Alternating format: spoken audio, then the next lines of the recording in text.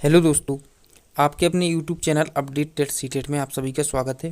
दोस्तों, आज की वीडियो में हम देखने वाले हैं डीएलएड सेकंड सेमेस्टर का संपूर्ण पाठ्यक्रम। यानी दोस्तों, अभी आपने जो है डीएलएड फर्स्ट सेमेस्टर के एग्ज़ाम दिए। उसके बाद दोस्तों, जो फर्स्ट सेमेस्टर में आपके 8 सब्जेक्ट होते हैं और दोस्तों आपके जो फर्स्ट के बाद जो सेकंड सेमेस्टर होता है दोस्तों, उसमें जो सब्जेक्ट होते हैं उसमें क्या क्या बदलाव होते हैं और जो है आपके विज्ञान के एवं सामाजिक अध्ययन एवं जो है मैथ्स सभी में जो है किस प्रकार के जो चैप्टर होते हैं उनमें बदलाव किया जाता है। तो दोस्तों इन सभी को हम इसमें देखेंगे। तो दोस्तों आपका फर्स्ट पेपर है जो वर्तमान भारतीय समाज और प्रारंभिक शिक्षा, इसी से स्टार्ट करेंगे। और दोस्तों यहाँ पे आपको देखिए फर्स्ट सेमेस्टर में आपने कंप्यूटर पढ़ा है और दोस्तों कंप्यूटर के बाद आपने पढ़ा है दोस्तों संस्कृत। तो दोस्तों इसमें आपको संस्कृत का अध्ययन नहीं करना पड़ेगा। संस्कृत की जगह दोस्तों क्या आ जाएगा, आपका इंग्लिश आ जाएगा। इस प्रकार से दोस्तों इसमें है चेंजेस देखने को आपको मिलेगा। चलिए दोस्तों देखते हैं इसमें। सबसे पहला फर्स्ट पेपर है आपका वर्तमान भारतीय समाज और प्रारंभिक शिक्षा। तो देखिए दोस्तों इसमें आप देखेंगे विषय वस्तु। तो दोस्तों सबसे पहले यह समझिए कि प्रारंभिक शिक्षा क्या होती है दोस्तों, कि 1 से 5 तक की जो होती है दोस्तों, वह जो शिक्षा होती है उसको हम क्या कहते हैं, प्रारंभिक शिक्षा कहते हैं।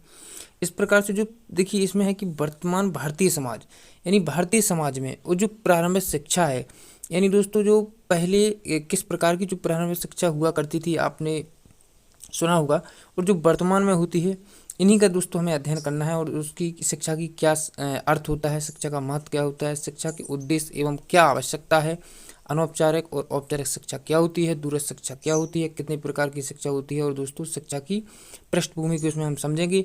और जो आपका जो पहले होती थी जैसे बौद्धकालीन शिक्षा है, मुगलकालीन, और जितनी भी जो जैसे अंग्रेजों के ज़माने में हुई, जैसे मुस्लिम कालीन, इस सभी शिक्षाओं के इसमें हम अध्ययन करते चलेंगे। चलिए दोस्तों स्टार्ट करते हैं। देखिए दोस्तों आपकी शुरुआत होगी कि शिक्षा की संकल्पना, उसका अर्थ तथा प्राचीन और अर्वाचीन और एवं महत्व।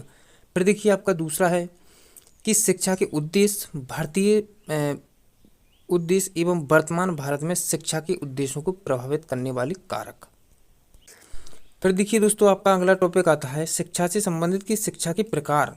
तो दोस्तों यह देखिए आपको परीक्षा में बहुत अधिक बार पूछा जाता है। और दोस्तों की औपचारिक शिक्षा और अनौपचारिक शिक्षा और दूरस्थ शिक्षा, यानी दोस्तों आपसे पूछा जाए कि शिक्षा कितनी प्रकार की होती है, तो सिंपली आप बताएंगे कि शिक्षा दोस्तों 3 प्रकार की होती है, एक औपचारिक, एक अनौपचारिक एवं एक दूरस्थ शिक्षा।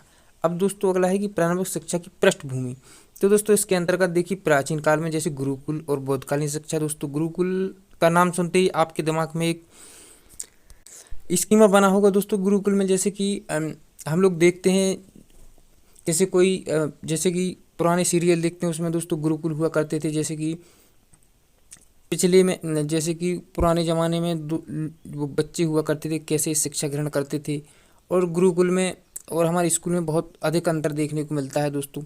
इस प्रकार से वहाँ की गुरुकुल एवं बौद्धकालीन शिक्षा के बारे में अध्ययन करेंगे। फिर देखिए मध्यकालीन शिक्षा यानी कि मुगलकालीन शिक्षा। फिर है आधुनिक शिक्षा यानी स्वतंत्रता के पूर्व एवं बाद, यानी कि पहले और बाद यानी पश्चात की शिक्षा में क्या क्या जो है अंतर देखने को मिलते हैं।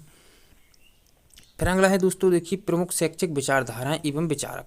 अब देखिए दोस्तों आपके विचारक हैं, एक है आदर्शवाद, एक है प्रकृतिवाद, एक है प्रयोजनवाद। इन्हीं तीनों के बारे में दोस्तों आपको अध्ययन करना है। फिर देखिए आपके भारतीय विचारकों के अंतर्गत अगर बात की जाए तो विवेकानंद है, रविन्द्रनाथ टैगोर है, महात्मा गांधी है, डॉक्टर राधाकृष्ण है और गिजुभाई बधेखा।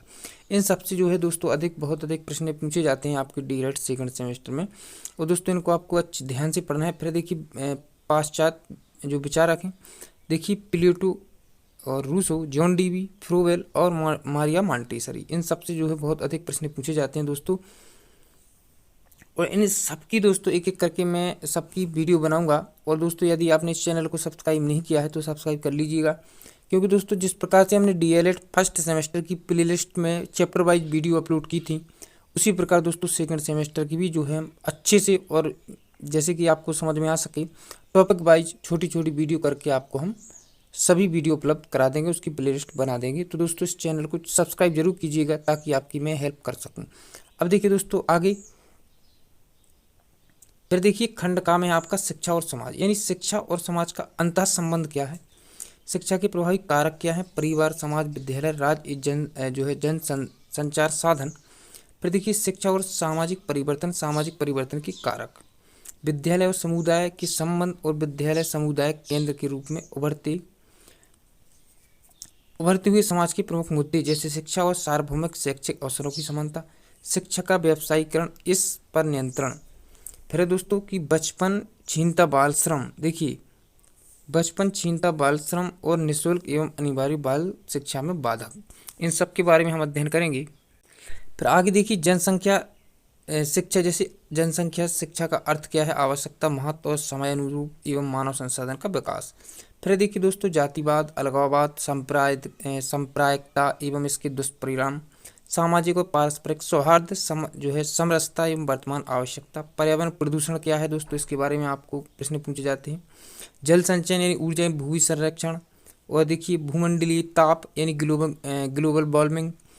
फिर देखिए जलवायु परिवर्तन और भूमंडलीकरण, लैंगिक असमानता एवं उसका प्रभाव, और शिक्षा द्वारा लैंगिक समानता के प्रति समझ और संवेदनशीलता का विकास।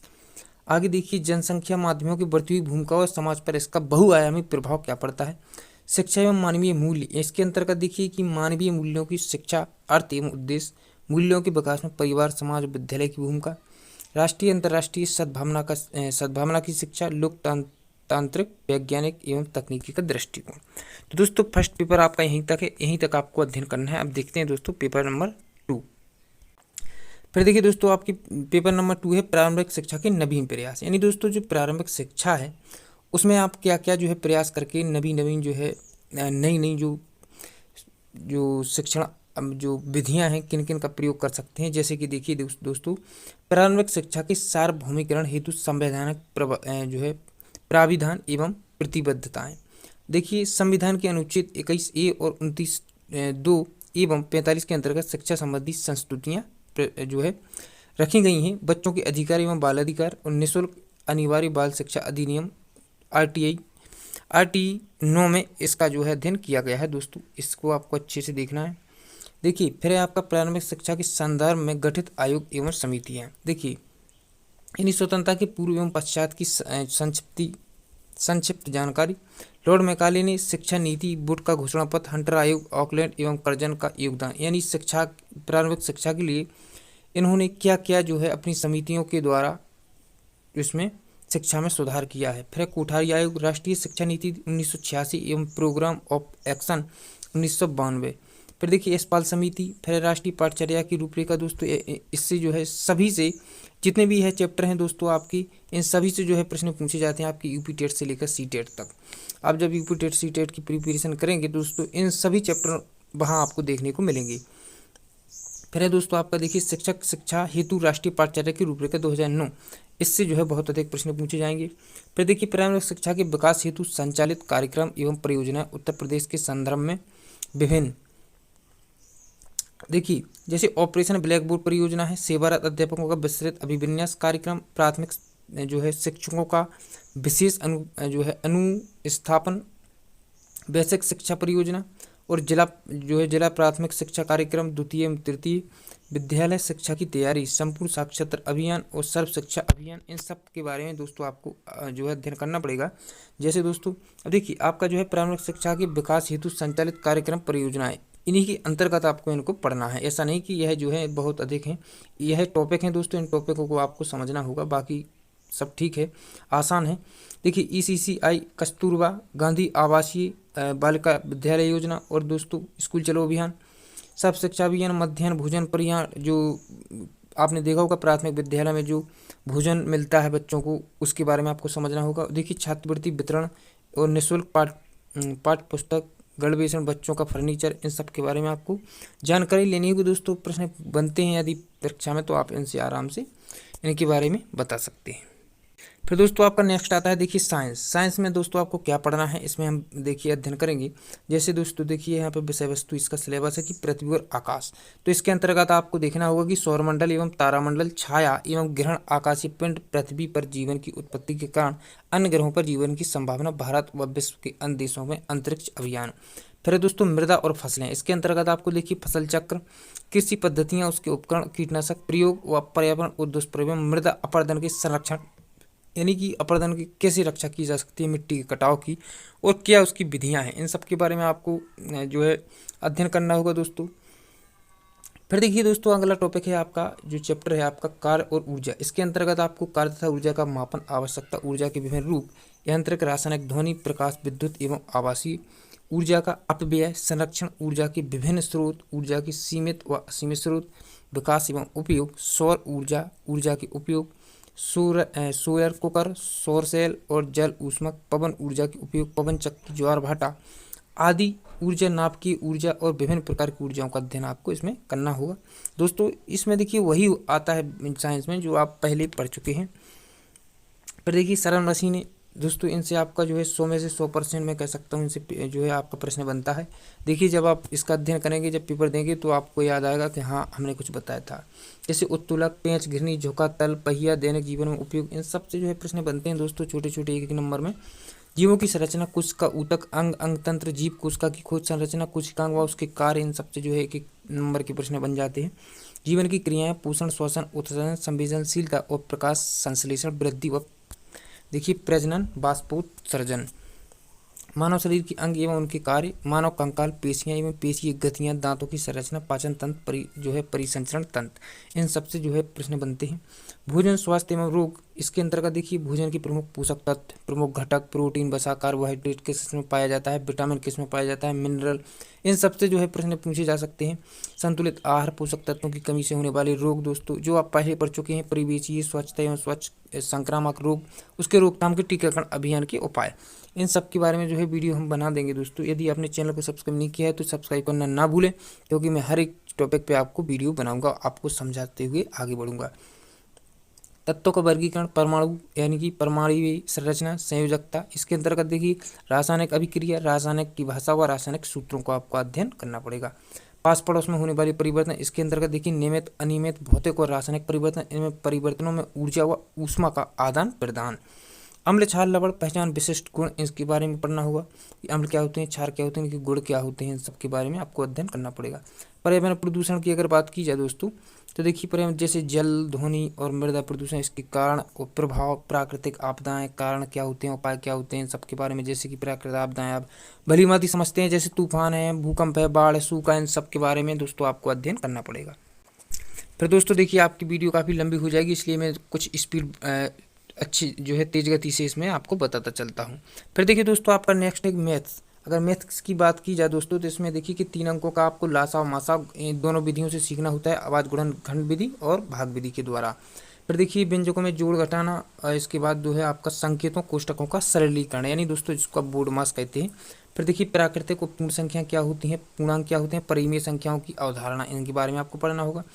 पूर्ण संख्याओं का संक्रियाओं का जोड़ घटाना, गुणा, भाग, प्रगुण, इन सब के बारे में आपको पढ़ना होगा।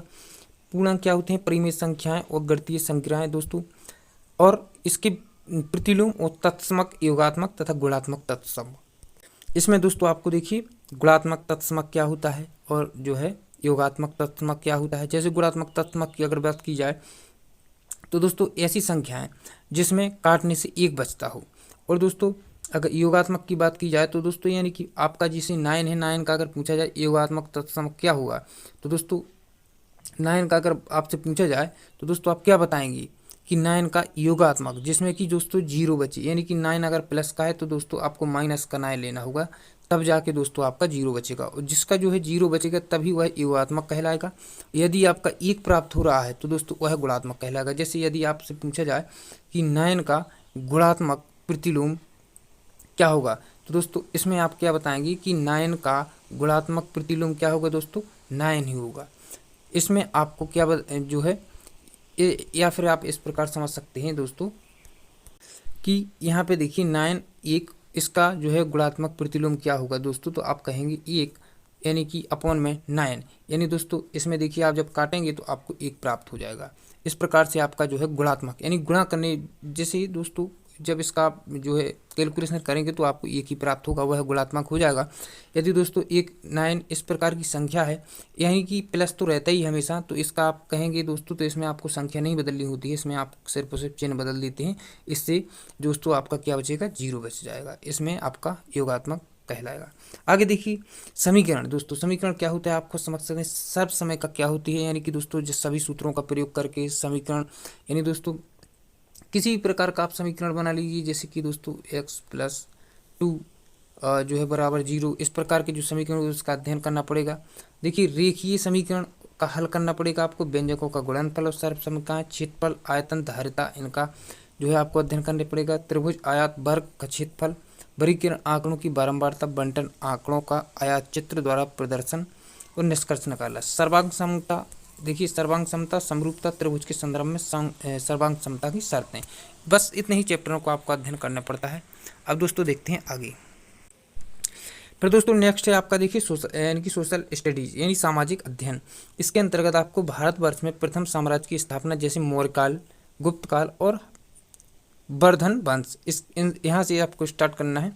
फिर देखिए सामंतवाद कालीन जो है भारत राजपूतों का उदय, प्रमुख राजवंश और उनकी सामाजिक एवं सांस्कृतिक उपलब्धियाँ। यानी दोस्तों फर्स्ट सेमेस्टर में आपने जहाँ से पढ़ना स्टार्ट किया था और जो आपके सामाजिक अध्ययन में अंतिम चैप्टर था उसी के आगे से यहाँ पे जो है स्टार्ट किया गया है। फिर देखिए दक्षिण भारत में प्रमुख राजवंश, चालुक्य वंश, जो पल्लव वंश, चोल वंश, राष्ट्रकूट, उनकी सामाजिक सांस्कृतिक उपलब्धियाँ। इसके बाद दोस्तों अरब में देखिए, अरब में इस्लाम धर्म उदय, भारत में उसका आगमन, प्रभाव, तुर्क का आक्रमण, मोहम्मद बिन कासिम और महमूद गजनवी, मोहम्मद गोरी का आक्रमण, उनका प्रभाव। फिर दोस्तों सल्तनत कालीन भारतीय दिल्ली सल्तनत, देखिए इसके अंतर्गत है स्थापना एवं सुदृढ़ीकरण, दास एवं गुलाम वंश, खिलजी वंश, तुगलक वंश, दक्षिण बहनमी और विजयनगर का उद्भव, सल्तनत काल का विघटन और मंगोल आक्रमण, उसका प्रभाव, तैमूर व चंगेज खां, सैयद वंश एवं लोदी वंश के बारे में आपको अध्ययन करना है।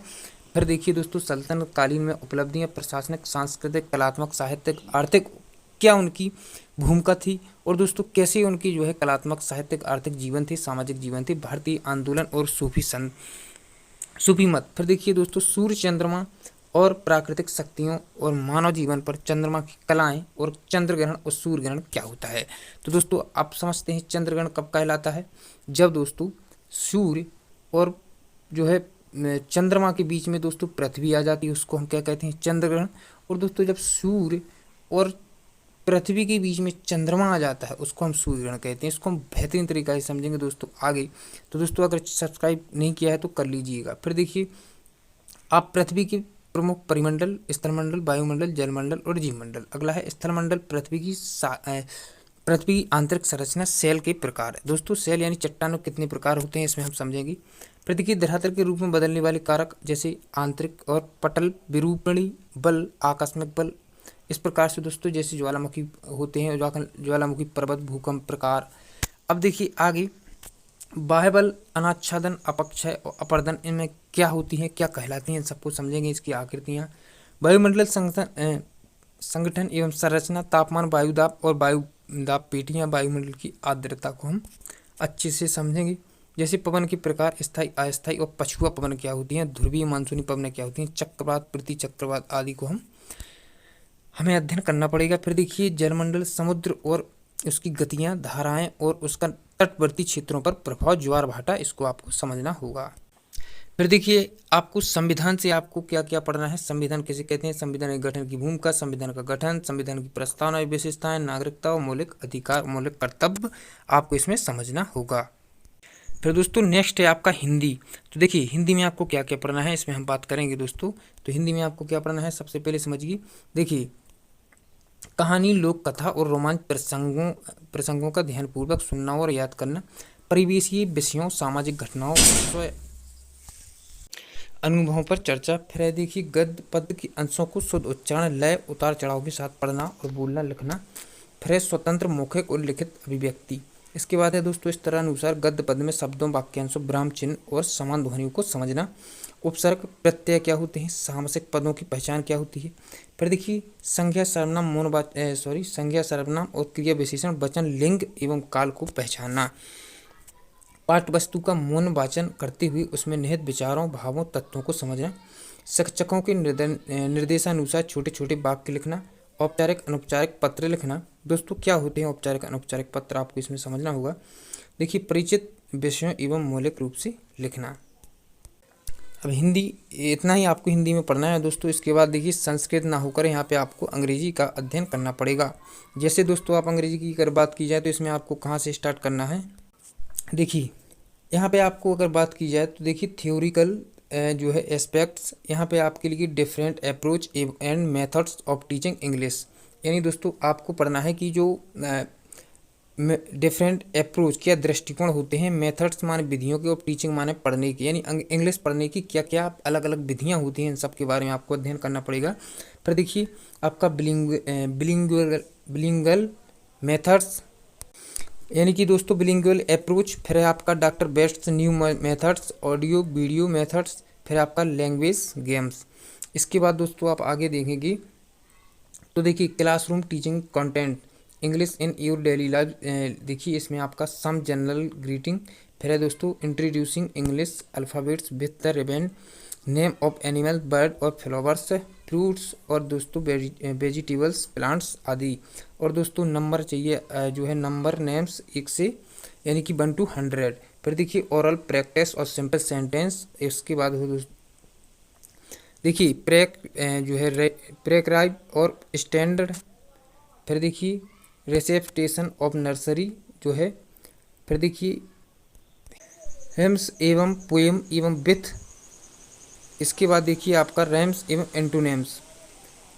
फिर देखिए दोस्तों इंटोनेशंस। फिर देखिए राइटिंग ए प्रैक्टिस, यानी कि दोस्तों देखिए पेनमानशिप, हैंड राइटिंग और वर्ड्स स्पेलिंग। ग्रामर में आपको पढ़ना है sentence, kinds of part of sentence, जो है देखिए पंक्चुएशन, और दोस्तों आपको डिटरमाइनेशन ऑफ नाउन आर्टिकल, इन सब के बारे में आपको अध्ययन करना है। कन्वर्सेशनल क्लासरूम और इंट्रोडक्शन, यह इंट्रोडक्शन। इसके बाद है सेल्फ इंट्रोडक्शन दोस्तों। इसमें इसके बाद आपको प्रोनाउंसिएशन के अंतर्गत practice of reading simple sentence using the correct जो है फोनम्स। इसके बाद आपका है syllable and the stress from next book of standard. फिर देखिए दोस्तों आगे है आपका कंटेंट स्पेसिफिकेशंस। इसमें आपका बीबा वॉइस में सेल्फ इंट्रोडक्शन। इसके बाद हो जाए दोस्तों description of the given picture and the landscape, narration जो है action, poem, story writing and the any of the topic given. देखिए वोकेबुलरी में आपको 775 वर्ड, यानी कि दोस्तों practice for the stand, story teaching step और ग्रामर, यानी noun kind of gender, determination of noun possessive, यानी कि माई, आवर और योर, हिज, हर, इट्स यानी इत्यादि का आपका अध्ययन करना है। फिर देखिए दोस्तों डेमोन्स्ट्रेटिव, दिस दैट डीज। फिर है आपका distributive, each every either neither. फिर है दोस्तों determination of the number quantity, few, some और मच। फिर है दोस्तों आपका pronoun adjective, degree of the comparison. फिर आपका verb, use of verb in the present, past और future, sentence transformation of the sentence, affirmative, given, negative sentence. इन सब का दोस्तों आपको अध्ययन करना है। तो दोस्तों इस प्रकार से आपको डीएलएड सेकंड सेमेस्टर में जितना पढ़ना है उतना हमने आपको बता दिया है दोस्तों। इतनी ही जो है आपको टॉपिकों का अध्ययन करना है दोस्तों। यदि आपने चैनल को सब्सक्राइब नहीं किया है तो दोस्तों प्लीज़ चैनल को सब्सक्राइब जरूर कर लीजिएगा, क्योंकि मैं आपकी जो है सेकंड सेमेस्टर की जितनी भी वीडियो अपलोड करूंगा पहले वर्तमान भारतीय समाज प्रारंभिक शिक्षा जैसे भी करता हूं तो उसकी मैं प्लेलिस्ट बना दूंगा। प्लेलिस्ट में सभी की सभी वीडियो उसमें हम डाल देंगे दोस्तों। तो आप प्लेलिस्ट में जाएंगे, सारी की सारी वीडियो आपको देखने को मिल जाएंगी। जो भी वीडियो आप देखना चाहते हैं सभी वीडियो को देख सकेंगे। तो दोस्तों सब्सक्राइब जरूर कीजिएगा, अपने मित्रों में शेयर कीजिएगा कि क्या क्या इसमें सिलेबस में आपके पाठ्यक्रम है, विषय वस्तु क्या है, किस किस को चैप्टर को आपको पढ़ना है, कौन महत्वपूर्ण है। तो दोस्तों शेयर जरूर करें, और वीडियो अच्छा लगा हो तो लाइक करें और सब्सक्राइब करना ना भूलें। फिर मिलते हैं अगली वीडियो में, जब तक ध्यान रखिए अपना। Thank you to all of you.